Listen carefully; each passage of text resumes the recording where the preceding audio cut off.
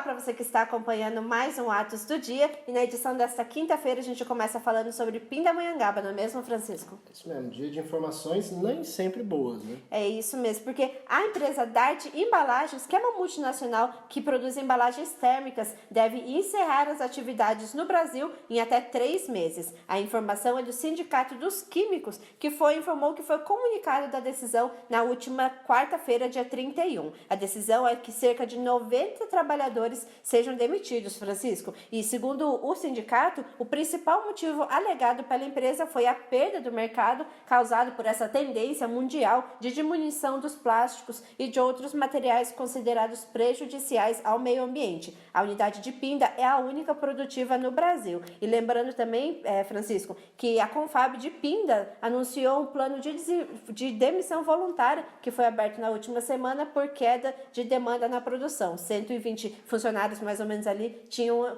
como excedentes. Então, mais notícias para Pindamonhangaba, que começa essa semana, que termina essa semana com demissões. Começou um mês com notícias ruins, né? O setor industrial ele sempre foi um dos carros-chefes, um dos pontos de lança na cidade de Pindamonhangaba quando a gente fala em economia. Estamos falando, talvez, na quarta economia do Vale do Paraíba, alguma coisa assim entre quarta e quinta economia do Vale do Paraíba. Pindamonhangaba é um município, para a nossa realidade, um município médio para grande, é lógico que isso falando em realidade da região metropolitana do Vale do Paraíba, litoral norte, e o setor industrial ele sempre teve um apelo muito forte, né? Haja visto, por exemplo, a gente puxar para o lado da política, como o sindicato de Pinda, tanto eu estou falando aqui no caso dos próprios metalúrgicos, mas os sindicatos de Pinda, eles ainda têm um apelo muito grande na política, fortes, né? Sim. E a indústria não foge a essa regra. Mas Pindamonhangaba, por vários aspectos, neste caso são aspectos técnicos também, né? De acordo com os dados do fechamento, do possível fechamento da DART, são aspectos técnicos que devem fechar essa única unidade no Brasil. São 90 demissões, São 90 né, demissões, sim.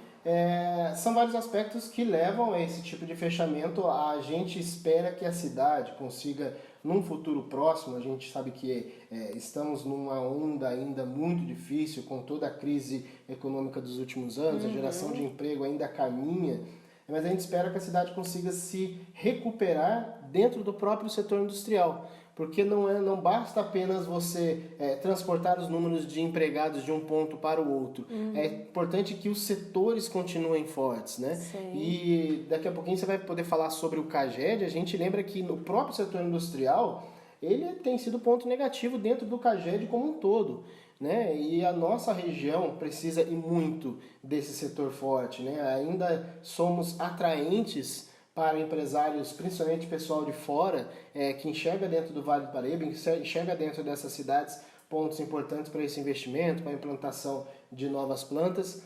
Mas o que temos hoje com essas duas notícias, principalmente com essa última do fechamento da DART, são informações que preocupam, começam a nos preocupar. Sim, exatamente. Até porque o Vale do Paraíba é uma região industrial, né, Francisco? E lembrando que nos últimos 2 anos, Pindamonhangaba tem sido líder do Vale do Paraíba em balanço de emprego, segundo o CAGED, como você mesmo citou, que é o Cadastro Geral de Empregados e Desempregados. Em maio, a cidade teve um total de 258 vagas entre demissões e admissões. E de janeiro até maio, o município aparece também em primeiro lugar com um saldo positivo de 587 empregados a mais. E aí, Francisco, você acha que mesmo com essas demissões, Pindamonhangaba vai conseguir manter a liderança? Porque ela vinha num bom momento. Sim, né? nos últimos 2 anos. Nos últimos 2 anos. Exatamente por esse fortalecimento. Nós chegamos até a noticiar no Atos no Rádio, neste ano, o quanto o setor industrial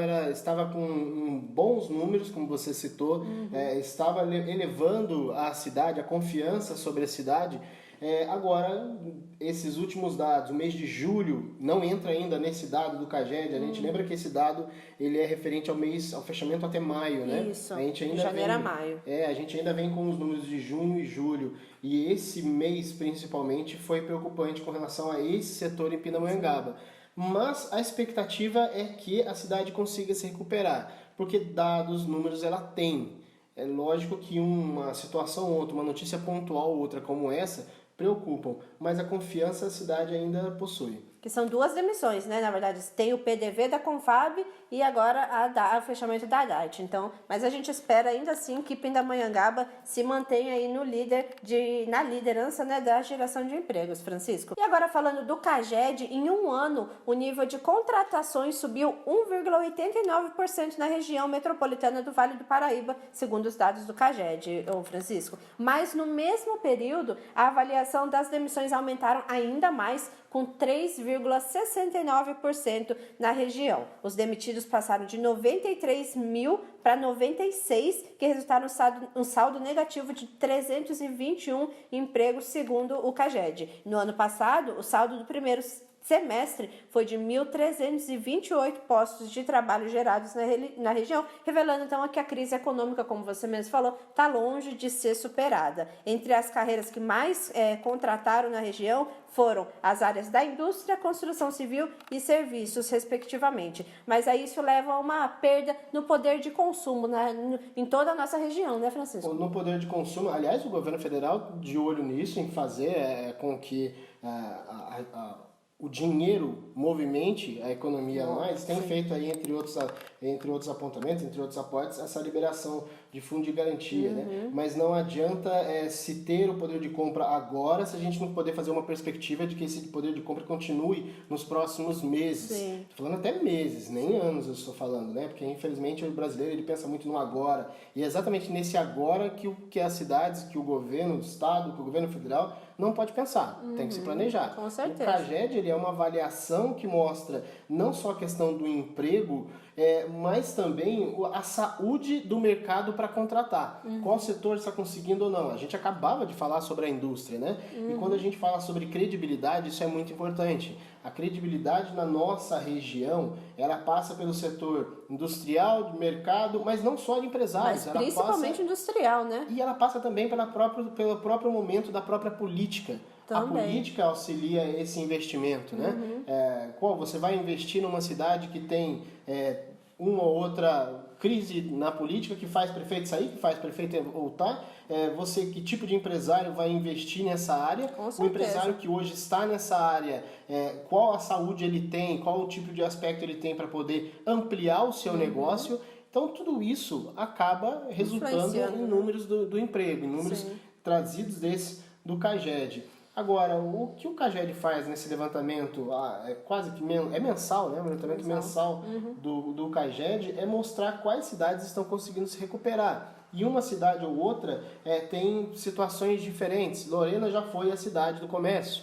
Hoje, o próprio setor industrial ele quase equivale, né? A gente falava há pouco da situação de Pindamonhangaba quanto à sua indústria. O Guaratinguetá hoje conta com uma das maiores contratantes aqui na nossa região, que é a GC.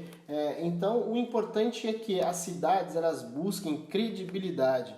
E quando eu falo nas cidades, eu estou falando do setor público e empresariado, em como essa comunidade consegue trazer a credibilidade para buscar mais investimentos e o investimento que aqui está hoje, ele possa não só ficar, mas ser ampliado. É isso mesmo. E agora a gente fala de crime ambiental, Francisco, porque em Lorena, a Secretaria de Meio Ambiente, com a Vigilância Sanitária e a Sabesp, retomaram nesta semana a fiscalização para coibir o descarte irregular de esgoto in natura em vias públicas, galerias pluviais e também em rios.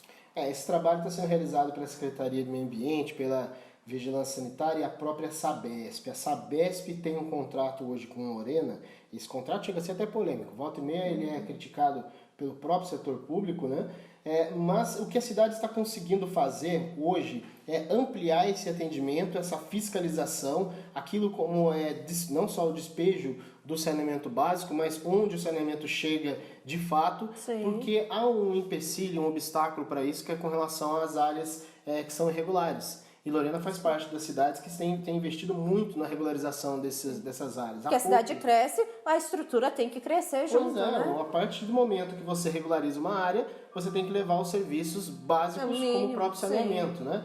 E há pouco tivemos no programa Atos no Rádio de hoje, tivemos a oportunidade de entrevistar o secretário do Meio Ambiente, o Nilton Portugal, e ele citava isso, né? O quanto a cidade está conseguindo desenvolver essa regularização e com ela vem esse tipo de serviço. Agora, o que chama a atenção, e a gente lembra o quanto o poder público é responsável também por isso, porque esse trabalho, voltando à Lorena, esse trabalho ele vai fazer uma fiscalização casa a casa, haverá até uma autuação nos casos de moradores que estão irregulares, eles vão ter um limite, um prazo de 20 dias para se regularizar, e a sequência é uma possibilidade até mesmo de multa para casos de residências ou de locais que continuem fora da lei. Sim. Agora, é preciso investir também, preciso que o próprio poder público invista, né? A gente traz uma informação que vem hoje do jornal, aliás, vem da última semana, do site G1, site que é do Grupo Globo, que traz que saneamento básico no Brasil, a maior parte das cidades, elas não conseguem investir nem 30% nisso. E eles pegaram esse levantamento, ele foi feito em cima das 100 maiores cidades do país, nem 70% consegue esse investimento, acima de 30%. Então, é importante que o poder público também invista cada vez mais, consiga rastrear essas áreas, e levantamentos como esse feito pela Secretaria do Meio Ambiente de Lorena é muito importante, para se saber não só como fiscalizar, mas onde fiscalizar, porque ainda temos muitas áreas. A gente está em 2019, um país como o Brasil, uma das 7 ou 8 maiores economias do mundo, a gente ainda tem áreas de saneamento básico de terceiro mundo, de quarto mundo, de quinto mundo, com o país da África do Sul com um saneamento básico até melhores que em outras situações. Mais áreas do que a gente imagina, né? Pois é. É isso aí. Ficamos por aqui. Nos acompanhe no nosso portal jornalatos.net e não se esqueça de nos seguir nas nossas redes sociais. Até amanhã.